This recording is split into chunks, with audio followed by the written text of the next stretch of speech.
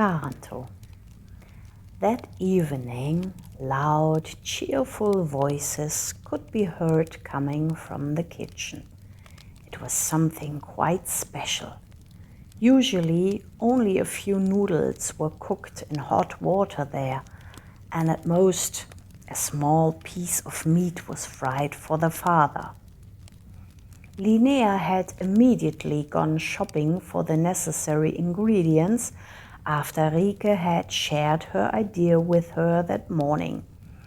She had gotten 8 huge potatoes from the so-called potato man. He drove through the village with his small cart loaded with potatoes and stopped briefly on every street. What a lucky coincidence that Linnea had caught him today.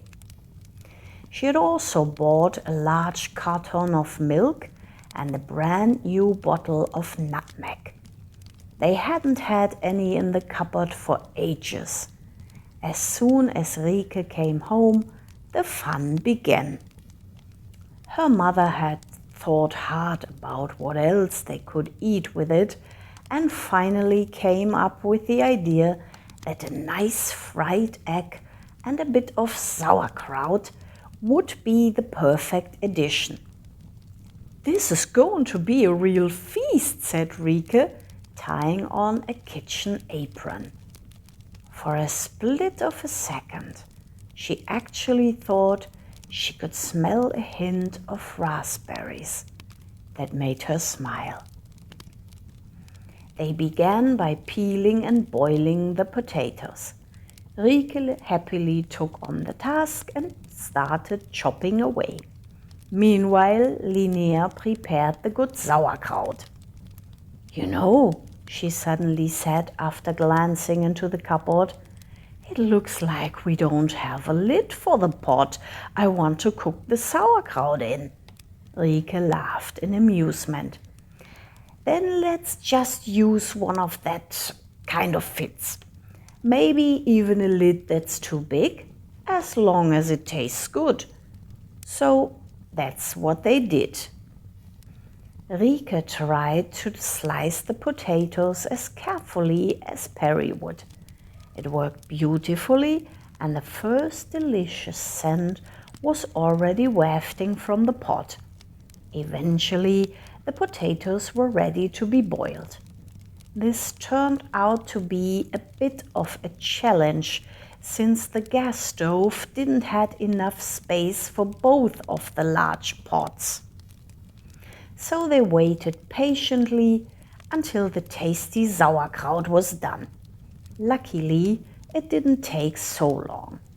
Rieke grabbed a fork and tasted the hot, steaming kraut. She closed her eyes because it tastes so good.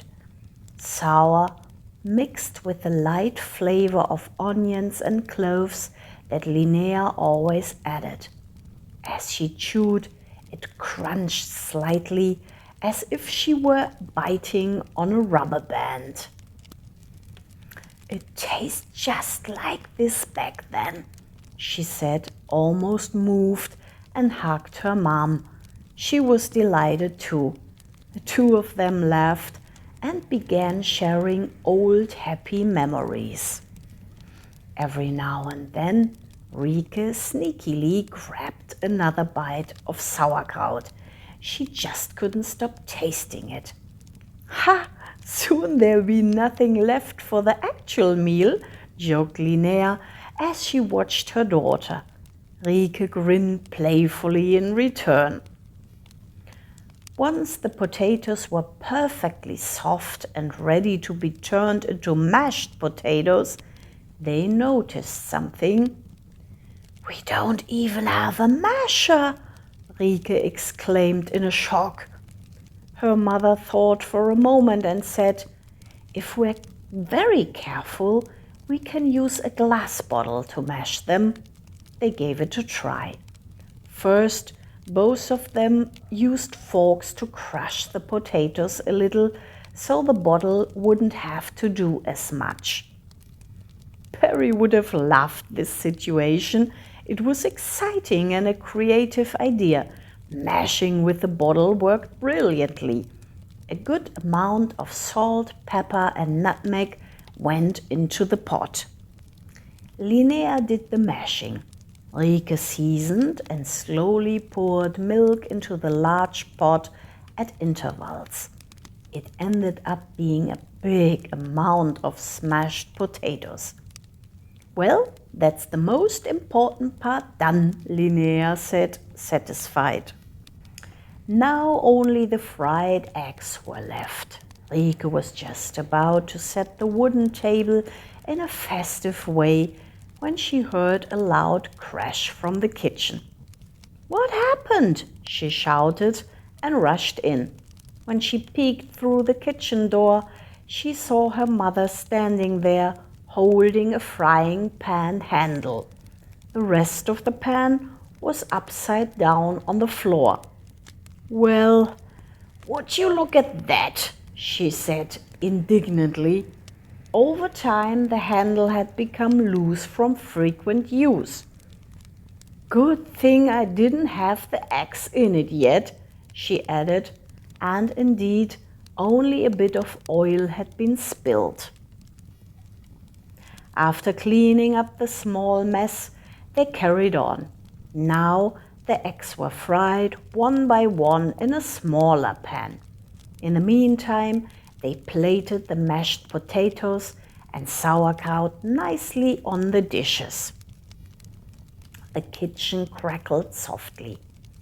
"Don't you think that when you fry eggs, it sounds like gentle rain?"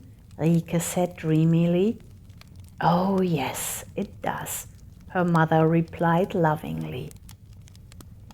Finally, all the delicious things were on the plate together.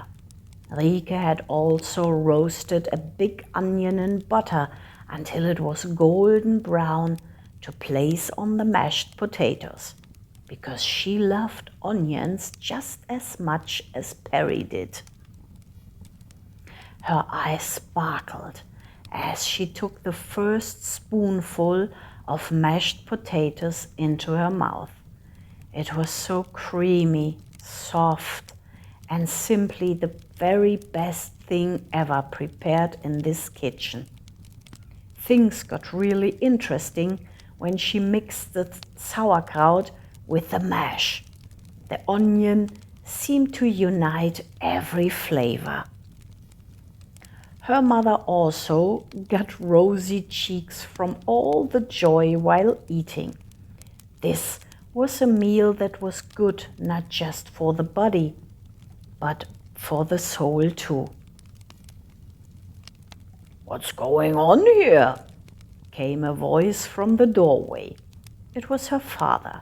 He stood there barefoot, wearing his warm dark navy blue pajamas, and looked curiously at the food on the table. Apparently, the delicious smell had woken him up. "Would you like some? Go ahead, there's plenty," Linnea said invitingly. Of course, at first he politely declined in that classic Italian way, but in the end, all three of them sat at the table laughing. Rieke's father loved midnight snacks more than anything. Cheerfully, they started talking, and Rieke helped herself to plate after plate of mashed potatoes. She almost really felt at home now. Her belly was warm and full to the brim, and she felt that familiar drowsiness rise up in her, the same kind she always used to feel as a child. In fact, everything they had cooked had been eaten. Her father thanked them warmly for the delicious meal and went back to bed.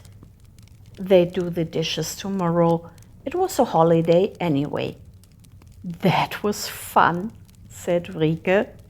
"The cooking or the eating?" Linnea asked with a grin. "Both," Rieke replied happily.